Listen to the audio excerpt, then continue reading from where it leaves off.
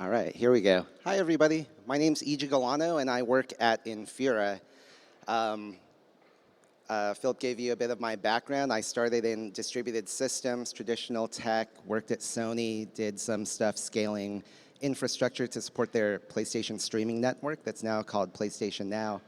And when I entered Web3 in 2016, I started to try to apply that knowledge to a space that really didn't make any sense to me. Like, people were talking about decentralized identity and self-sovereign systems and all of this stuff that you could do with this Ethereum world computer. And as I was trying to get my bearings, I started with a place that was safe and made sense, which was infrastructure and trying to scale infrastructure. So that's why we started Infura, running nodes as a service. If you use Infura, you're very up to date with what we do. We provide Ethereum data and blockchain data for people to build applications. 10 years later, pretty much since we launched that, there's a bunch of other RPC providers that do the same thing as us. And we've been on an evolution of what Infura becomes as the infrastructure to support Web3 evolves. And that's what I'm supposed to be talking to you about today. Is we're here at the Agentic Zero conference talking about how agents are the infrastructure that's now enabling a lot of new activity on Web3. And what is it that RPC and Ethereum service providers have to do with that? There's a lot of primitives that were built over the last 10 years of Ethereum. Look at all of the new products that are built, all of the things that stablecoin innovation has pushed forward in mainstream adoption. It wasn't just an opportunity that now exists. That opportunity came over the last 10 years through all of the things that were built. Like, there was a lot of research that went into scaling the chains themselves, how you deal with certain like UX problems, different EIPs and ERCs, all of this stuff built different primitives that now power DeFi as we can actually use it today. So having a mobile app where you can earn 10% APY is like a very nice and simple concept, but the thing that actually powers that was built over the last 10 years of some of these things that you saw that maybe still exist, some of them don't, but there were a lot of lessons learned. There's a lot of projects out there like Base that are getting huge adoption in the mainstream, and Base is built as an OP stack chain. So optimistic rollups helped power that. And optimistic rollups came from the Plasma Group research or through the lessons learned from Plasma Group research. So we're talking about agents and AI, and there's a lot of things that we can learn from in looking at past patterns and how that played out and how it will continue to apply to new technology like agents. If you've tried interacting with agents, if you've tried exploring different MCP APIs, one of the things that you immediately encounter is like, where do you go to find these things? How do you know which ones to use? Does it do what you want? How reliable is it? And that is not a new problem, it's an old one. That problem is previously solved by search. People indexing the internet, checking and seeing like what things are worthwhile content, and then somebody curating that content and making it more digestible for the consumer. A marketplace, app stores, those are another example of that, of somebody going out there and curating all of the things that are exploding in a new technological environment, and then applying ratings and reviews, because that's the thing that we as humans immediately gravitate towards in terms of sharing our experience with that and understanding what others' experiences were with that, so that we can make decisions on what we buy or what we interact with. That Amazon marketplace type of example is just like one layer. There's layers going all the way down that do the same thing.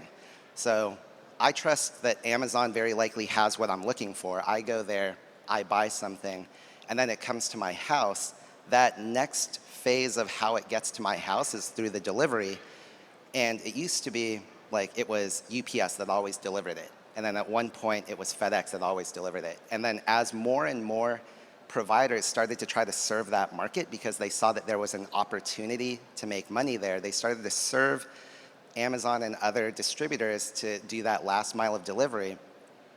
you really didn't care how it got to you.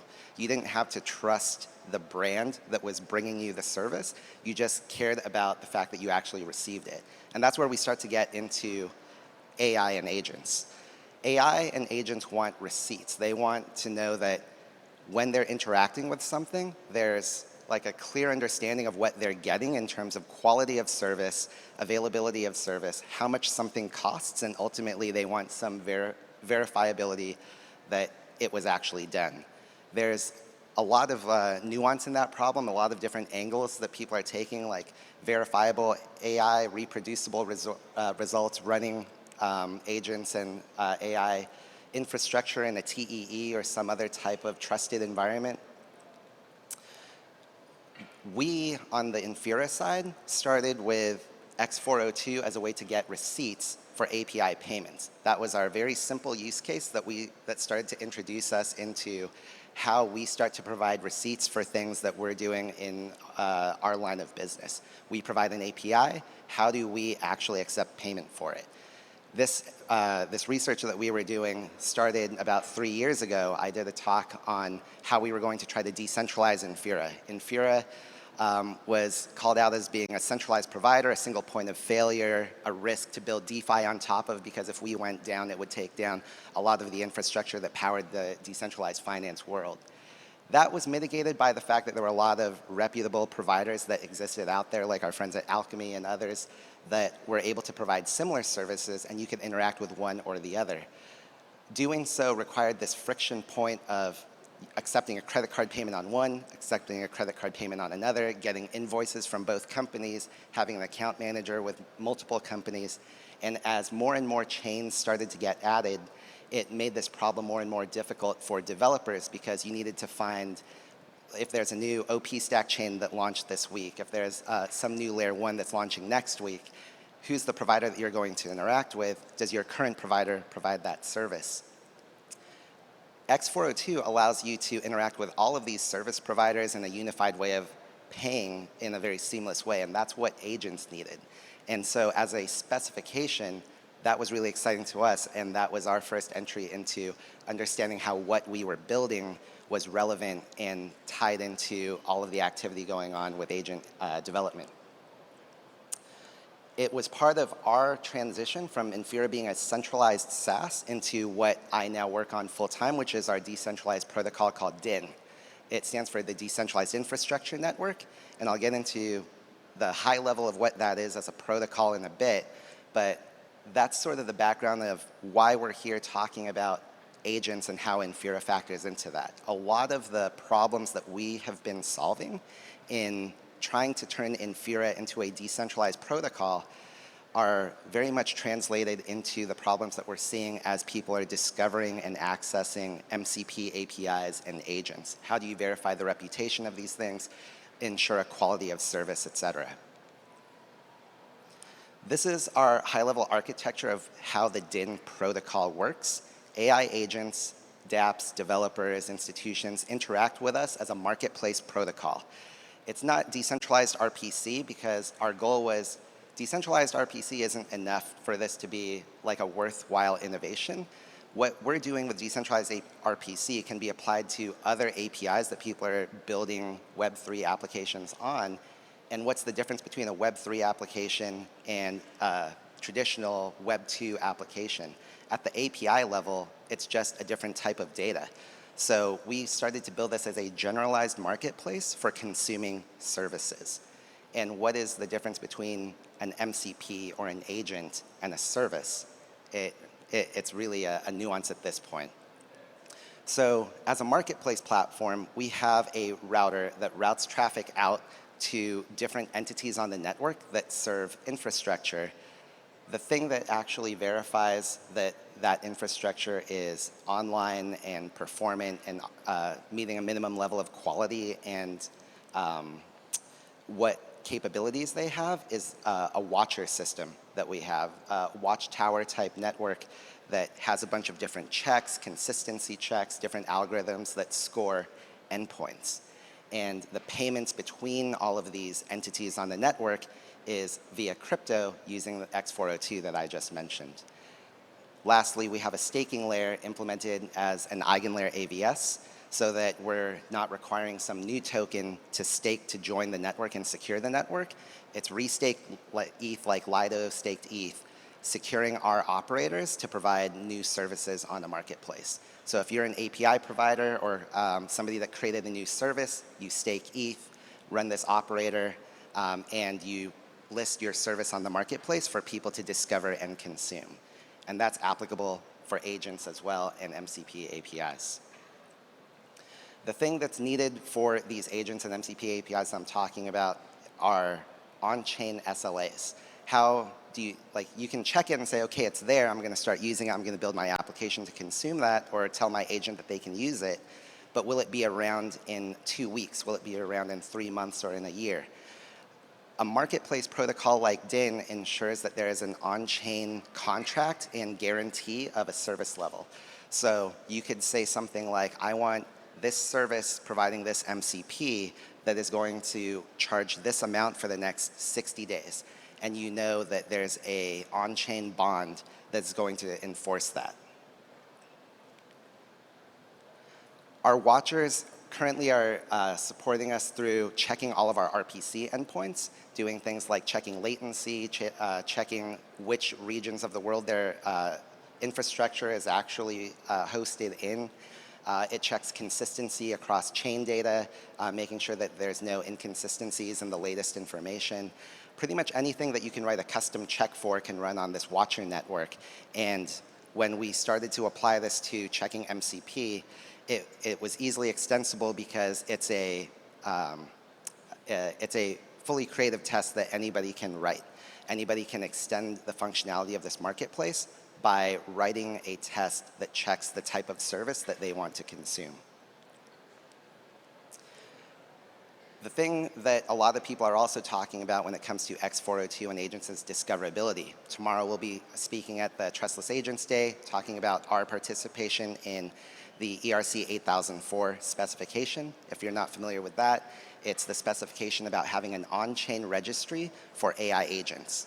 So you can see why we started to look very closely at this problem and work with the folks that were behind that ERC, because we were building an on-chain registry for services. And as we started to look at our design versus the design for ERC 8004, we were both kind of overlapping in terms of what we were building. I had been pitching DIN as this is an on-chain service registry, but what ultimately is the difference between an on-chain service registry and an agent registry? I think over time those two things are going to converge.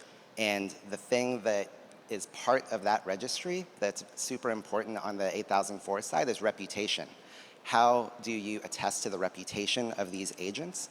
What we've learned over the last 10 years with verifying the quality, availability, and performance of web services applies to agents as well. The way that you write tests, the way that you periodically check health, and how you report that information and how you score it. When we tried to apply a lot of the algorithms that we had for scoring infrastructure to agents, it was very clear that this was something that could immediately provide value, and why we started to work with integrating with 8004 so that we can help attest to the quality of information that's on this registry. So here's an example, a query of at a high level of how you could expect to interact with a protocol like this.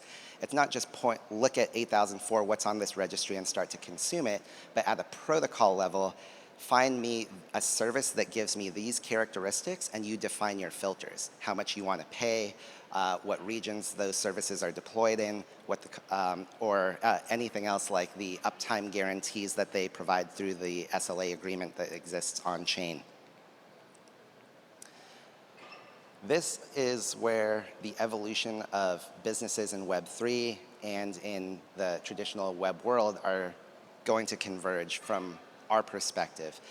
Just like people used to talk about oh, I work at a web company or a traditional company, in this day, nobody really says that anymore. Every company is a web company. Every company has either an application or some way of interacting with people online.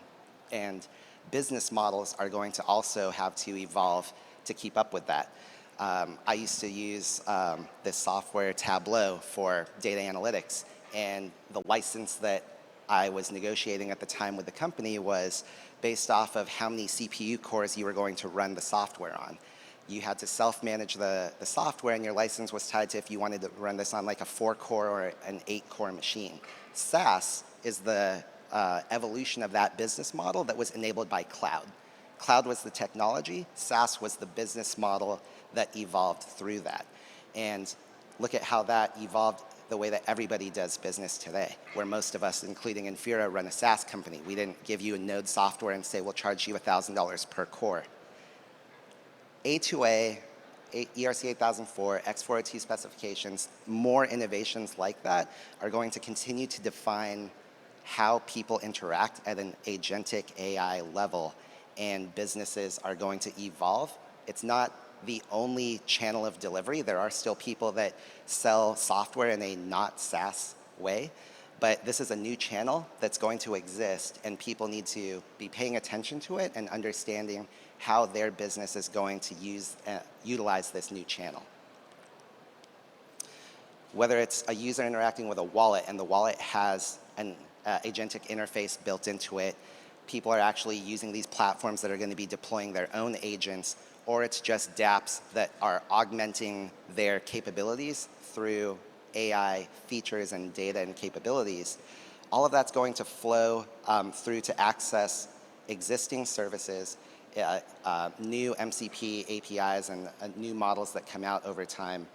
It's going to continue to evolve, and we don't really know where it's going to lead, but starting at what's solving the near-term problems, which is the discoverability and payments, is where we've started with participating in X402 and 8004. So agents are going to be one of your new customers. Like, how is your current business or product evolving and keeping up with that to be able to serve that? As a developer shop like Infura, it started with being able to support an MCP context for our developer documentation. Because if agents don't have that optimal way of pulling your documentation, it's going to prefer to pull it from somebody else that does have that interface. How digestible is your API? Are you considering creating like an MCP API to wrap some of the business level logic and expose that? Even if you don't know exactly what the use case is, doing it as like a weekend hackathon, a fun project, is something that's worthwhile to do so that you're not missing an opportunity to discover new users and new use cases. So that's kind of what we're thinking about in terms of how Infura, in this evolution into our decentralized network, solved some of our problems with discoverability through an on-chain registry, the trust with the on-chain SLAs and staking and how we tried to solve that, keeping service providers accountable to the people that were going to be trustlessly consuming their services, and how we streamline payments through some cryptographic means. And that is directly translating to how we're going to continue to try to help secure infrastructure for the next phase of Web3, which includes agents. Agents are infrastructure, and they're going to be on this these registries and on our marketplace. So that's my talk. Thank you so much, everybody. DIN.build is our website if you want to check it out. You can follow us on Twitter. We did a launch of our AVS earlier this week on Monday. So as of this week, our AVS is live. People can run operators. People can stake to secure the network, and reach out to us if there's any new specifications, especially that you're interested in collaborating on. My belief is that X402 is a great way for us to get adoption near term. There's extensions to that as a protocol specification for payments that would enable other business use cases like monthly subscriptions or some sort of like bulk discount for services that's currently not captured by that spec. There might be another specification that you know about that would be interesting for us. As a marketplace, we're not prescriptive on how somebody accepts payment. Accept payment in any token that a service wants to accept payment in. Use any way of accepting payment. It could be a streaming protocol that we integrate. It could be another way of doing things through an NFT that you purchase that gives you access to a service. We'd be happy with working with anyone interested in integrating with the protocol. Thank you.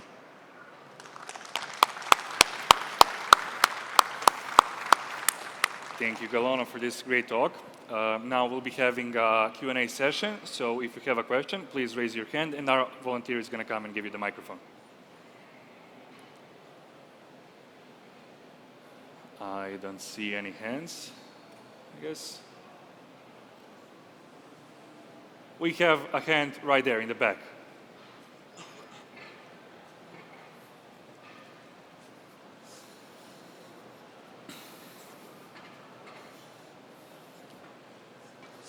Hello, Arno from Chili's. I used to sell OTT subscription with credit card in the past. And the main issue we had is renewal. Because the credit card could expire, the credit card could be out of money. So I guess a wallet cannot expire, but it can be out of money. So how do you handle it with X40? So X402 is usage-based, and that's what I'm talking about with, and with Infura, we've definitely had that same issue with somebody using a prepaid card or a card that expired. Anybody that's accepted credit card payments has felt that pain. So X402 allows somebody to just have a wallet that pays in crypto for each request. Each request has a denominated value of some amount of like micro USD or something that it's going to do for each request. And that's where this becomes a limiting factor for businesses to adopt it. Because if I went to you when you were running this business and I said use X402 to accept payment, a lot of users would consider that too high friction. They either don't know how much they actually use because they'll say, I don't know, I pay $30 a month. Like, I don't know how much I use. Or they'll say, I know how much I use, but I have a discount because I committed to a certain amount. Like, that's where X402 kind of falls short right now. And so we're looking at, like, is it possible to either extend X402 to support one of the designs that we have, which is along the lines of having a NFT or token that's owned for a period of time, where somebody has a set price that they issue for that token, and it validates a session for a set period of time. On X402, I think the thing we were looking at is using it as being able to open and close a session and then charge over the duration of the session. But there's other proposals of how X402 can do something similar. To what you're saying about running out of funds on like or a credit card being declined, there's other things that people can do, like if we're talking about purely like Web3 mechanics, one of the mechanisms that I've seen that I like is staking a particular token, not charging for it, or not actually like prepaying. There's a difference between prepaying and buying that amount ahead of time versus actually staking the tokens. So say if I told you stake 1,000 of this token, and that will ensure that I give you this access, but at a pay-per-use rate. But if at any point your wallet runs out of funds, I will still give you access, but for each day that goes by that that wallet was not brought up to current, then your stake is going to get slashed, right? And so it's not directly paying or asking somebody to commit, and there's like rewards mechanics that help offset that for them, and there's no specific design for that right now. Our network currently doesn't have something to support that, but it's something that I'd want to implement so that this protocol actually works in a traditional like SaaS business context as well. Okay, we won't have any time left for more questions, so please catch him outside in the hall if anything. Thanks again, everyone.